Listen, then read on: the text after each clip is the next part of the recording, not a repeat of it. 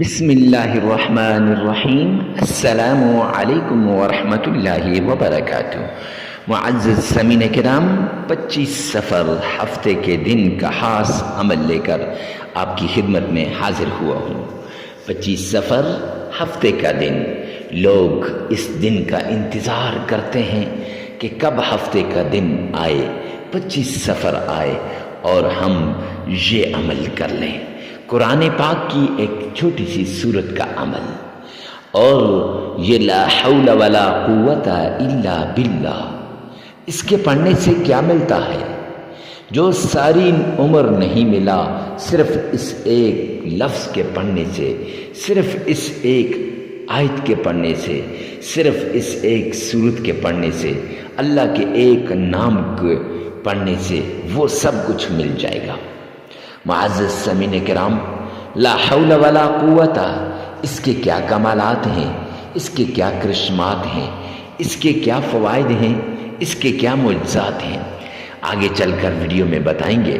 اور کون سی صورت اتنی زیادہ فوائد والی ہے، اور اللہ کا کون سا نام جو اتنے زیادہ فوائد والا ہے، وہ سب کچھ آگے چل کر آپ سے شیئر کر دیا جائے گا۔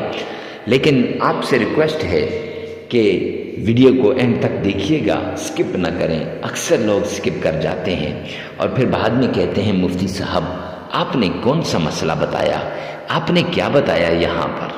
معزز سامعین کرام، آپ سے ریکویسٹ ہے کہ اینڈ تک دیکھیے گا، اور کمنٹ سیکشن میں یہ دعا لازمی لکھیں، یا رب ذوالجلال تمام مسلمانوں کی تمام پریشانیوں کو دور فرما۔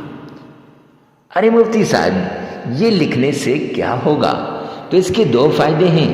ایک فائدہ، غریب، فقیر، مسکین، محتاج جس کے لیے آپ دعا مانگ رہے ہیں اس کے حق میں دعا قبول ہو جائے گی، کیونکہ جب غائب کے لیے دعا کرتا ہے، حدیث پاک کے اندر آتا ہے کہ سب سے جلدی قبول ہونے والی دعا وہ ہے جو غائب کے لیے کرے۔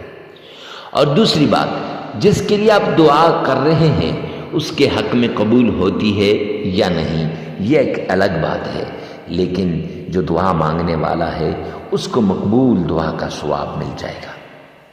معزز سامعین کرام، دعا لکھنے کے بعد، مانگنے کے بعد، آپ نے سب سے پہلے آمنہ کے لال عبداللہ کے در یتیم جناب نبی کریم صلی اللہ علیہ وآلہ وسلم کا فرمان مبارک کے مطابق صدقہ دینا ہے۔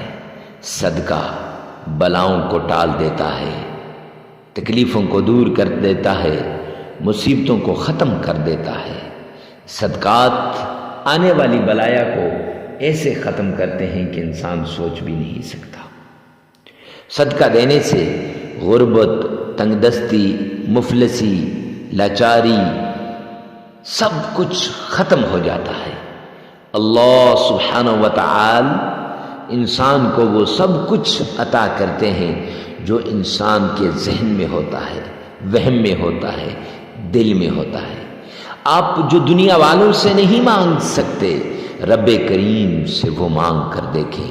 میرا رب وہ عطا نہ کرے تو پھر کہنا، لیکن شرط یہ ہے کہ اس طریقے سے تو مانگیں۔ تو آپ نے سب سے پہلے کیا کرنا ہے؟ صدقہ دینا ہے۔ صدقہ کسے دینا ہے؟ غریب، فقیر، مسکین، محتاج، لاچار، ضرورت مند شخص کو صدقہ دینا ہے۔ ارے مفتی صاحب جب بھی آپ صدقے کی بات کرتے ہیں تو یوں کیوں کہتے ہیں کہ لاچار، غریب، تنگ دست، مفلس کو دینا ہے؟ میرے پیارے بھائیوں، اس لیے کہ یہ وہ شخص ہیں، یہ وہ لوگ ہیں، یہ وہ اشخاص ہیں جن کو صدقہ دینا بہت ضروری ہے، کیونکہ یہ ہر پل، ہر آن، ہر گھڑی اللہ کے سامنے دعا کرتے ہیں، اے رب کریم، اے رب رحمان، یا کریم رحیم مولا تو ہماری ضرورتوں کو پورا فرما دے۔ پھر جب اللہ آپ کے دل میں ڈالتا ہے، آپ انہیں جا کر صدقہ دیتے ہیں، ان کی ضرورت کو پورا کر دیتے ہیں۔ ان کی ضرورت جب پوری ہوتی ہے تو وہ خوش ہو جاتے ہیں، ان کے دل سے دعا نکلتی ہے۔ معزز سامعین کرام، دو فائدے، ایک آپ کا صدقہ صحیح جگہ پہ لگتا ہے، اور دوسرا جب وہ دل سے دعا دیتے ہیں، اے کریم رحیم مولا، جس نے ہماری ضرورت کو پورا کیا، تو اپنے غیبی خزانوں سے اس کی ضرورت کو پورا فرما دے. یہ دعا، اب یہ دعا سیدھا اللہ کے عرش پہ جاتی ہے اور رب کریم اس دعا کو فوراً قبول فرما دیتے ہیں. اب ایک صدقہ دینے سے آپ کی زندگی بدل جائے، آپ کے گھر سے ساری مجبوریاں نکل جائیں، تکلیفیں نکل جائیں، مشکلیں نکل جائیں، مصیبتیں ختم ہو جائیں، تو کتنا بیسٹ ہے. لہٰذا صدقات لازمی دیا کریں اور ایسے ہی لوگوں کو دیں جن کے دل سے دعا نکلتی ہے، جو دل سے دعا دیتے ہیں. معزز سامعین کرام، میرے پیارے آقا مدنی کریم صلی اللہ علیہ وآلہ وسلم نے فرمایا، صدقات دینے سے، تحائف دینے سے محبت بڑھتی ہے، لہٰذا محبت کو عام کرو. بخاری شریف کی روایت ہے، یسروا ولا تعسروا بشروا ولا تنفروا. آسانیاں پیدا کرو، مشکلات نہ پیدا کرو. محبتیں بانٹو، خوشخبریاں سناؤ، نفرتیں نہ پھیلاؤ. تو یہ تحفہ تحائف دینے سے محبتیں بانٹی جاتی ہیں، یہ تحفہ تحائف دینے سے محبت بڑھتی ہے. اس لیے پھر جب آپ نے صدقہ دے دیا، پھر اس کے بعد آپ نے آمنہ کے لال عبداللہ کے در یتیم جناب نبی کریم صلی اللہ علیہ وآلہ وسلم کی شان میں محبت کے ساتھ، عقیدت کے ساتھ، پیار کے ساتھ، الفت کے ساتھ درود پاک پڑھیے گا 3 مرتبہ. پھر وہی بات کہ آپ نے 3 مرتبہ کیوں کہا، 5، 7، 11، 15، 17 مرتبہ کیوں نہیں کہا؟ معزز سامعین کرام، جامعہ ترمذی جلد 2 میں ایک روایت ہے کہ سرور کونین تاجدار مدینہ جناب نبی کریم صلی اللہ علیہ وآلہ وسلم نے فرمایا، جو شخص مجھ پر 3 مرتبہ درود پاک پڑھتا ہے وہ اللہ کی ذمہ داری میں آ جاتا ہے، اللہ کی ذمہ داری میں آ جاتا ہے. تو لہٰذا آپ بھی اللہ کی ذمہ داری میں آ جائیں. جب آپ اللہ کی ذمہ داری میں آ جائیں گے تو آپ کی دنیا بھی بن جائے گی، آخرت بھی بن جائے گی، دنیا کے کام بھی ہو جائیں گے اور آخرت کے کام بھی ہو جائیں گے. تو آپ نے 3 مرتبہ درود پاک پڑھنا ہے. آئیے میں سب مل کے ایک بار پڑھیے گا، اللہم صلی علی محمد وعلی آل محمد کما صلیت علی ابراہیم وعلی آل ابراہیم انکا حمید مجید.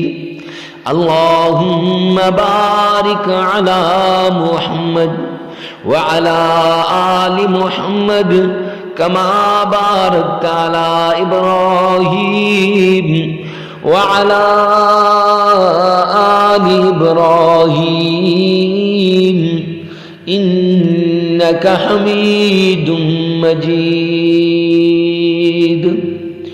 یہ درود پاک آپ نے 3 مرتبہ پڑھنا ہے. درود پاک کو، نماز والے درود پاک کو، درود ابراہیمی کو 3 مرتبہ پڑھنے کے بعد آپ نے اللہ کا پیارا نام، اللہ کا وہ نام جو اس میں اعظم ہے، یا غنی یا غنی یا غنی، یہ 313 مرتبہ پڑھنا ہے. پھر یہ لا حول ولا قوت الا باللہ، یہ بھی 313 مرتبہ پڑھنی ہے. پھر اس کے بعد آپ نے قرآن پاک کی آیت انا اعطیناک الکوثر فصل لربک وانحر ان شانئک هو الابتر. یہ صرف 11 بار پڑھنی ہے. اور پھر اللہ کا نام یا لطیف یا لطیف، یہ 313 مرتبہ پڑھ لینا ہے. پھر 3 مرتبہ درود پاک پڑھ لیں، عمل مکمل ہو جائے گا. معزز سامعین کرام، دیکھیں یہ صورت، یہ آیت اور یہ اللہ کا نام کتنا بلند ہے. اس سے کیا کیا کرشمات ہوتے ہیں آپ خود ہی جا کے ان کے فضائل میں دیکھ لیں. اگر میں یہاں بیان کرنا شروع کر دوں ویڈیو لمبی ہو جائے گی. تو یہ لگاتار 3 دن کا عمل ہے، ہفتے کے دن آپ نے شروع کرنا ہے اتوار سوموار تک۔ ویڈیو کو ثواب کی نیت سے صدقہ جاریہ سمجھ کر شیئر کرنا مت بھولیے گا۔ اللہ میرا اور آپ کا حامی و ناصر ہو۔ وسلم۔